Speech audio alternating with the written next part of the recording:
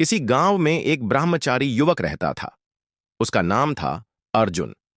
वह अत्यंत साधारण था, लेकिन उसकी सोच और उसकी कार्यप्रणाली में विशेष प्रकार की गंभीरता और तप था। अर्जुन का एकमात्र उद्देश्य था अपने जीवन को साधना और ब्रह्मज्ञान प्राप्त करना। वह नित्य प्रार्थना, ध्यान और साधना में व्यस्त रहता था। उसके जीवन का हर कदम भगवान के मार्ग पर था और उसे भौतिक सुखों से कोई विशेष लगाव नहीं था। अर्जुन का पालन पोषण एक साधारण ब्राह्मण परिवार में हुआ था। उसके माता पिता भी बहुत ही धार्मिक और संस्कारी थे। वे हमेशा उसे सत्य, अहिंसा और ब्रह्मचर्य के महत्व के बारे में बताते थे। घर में भगवान की पूजा होती और छोटे छोटे धार्मिक अनुष्ठान किए जाते। अर्जुन ने बहुत छोटी उम्र से ही इन सब का अनुसरण करना शुरू कर दिया था। वह जानता था कि ब्रह्मचर्य का पालन करना न केवल शारीरिक बल्कि मानसिक और आत्मिक शुद्धि के लिए आवश्यक है। एक दिन गांव में एक प्रसिद्ध संत आए। उनका नाम था स्वामी विरजी। उनके पास अपार ज्ञान था और लोग उनसे आशीर्वाद लेने के लिए दूर दूर से आते थे। अर्जुन ने भी स्वामी विरजी से मिलने का निश्चय किया। जब अर्जुन स्वामी विरजी के पास पहुंचा तो उन्होंने स्वामी से पूछा, स्वामी, मुझे अपने जीवन में एक लक्ष्य प्राप्त करने का मार्ग बताइए। मैं संसार की सभी विलासिता और सुखों को त्याग चुका हूं, लेकिन फिर भी भीतर एक शांति की अनुभूति नहीं हो रही है।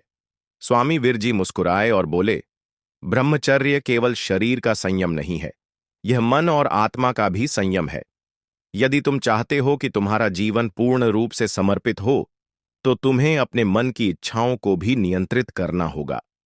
एक सच्चे ब्रह्मचारी का जीवन केवल बाहरी अनुशासन में नहीं होता, बल्कि अंदर से शुद्धि और साधना की प्रक्रिया में भी होना चाहिए। स्वामी के शब्दों ने अर्जुन के दिल को छुआ।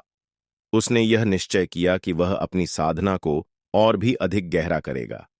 समय के साथ अर्जुन ने यह अनुभव किया कि ब्रह्मचर्य के माध्यम से ही वह अपने आत्मा को पहचान सकता है। वह दिन प्रतिदिन आत्मविकास की ओर बढ़ता गया।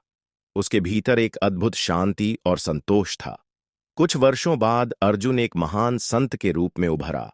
उसकी उपस्थिति में लोगों को आत्मज्ञान और आत्मशांति की प्राप्ति होती।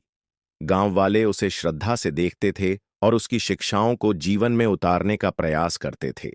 अर्जुन का जीवन यह साबित करता था कि ब्रह्मचर्य केवल एक शारीरिक अनुशासन नहीं, बल्कि एक आत्मिक साधना है जो व्यक्ति को परम सत्य से जोड़ती है।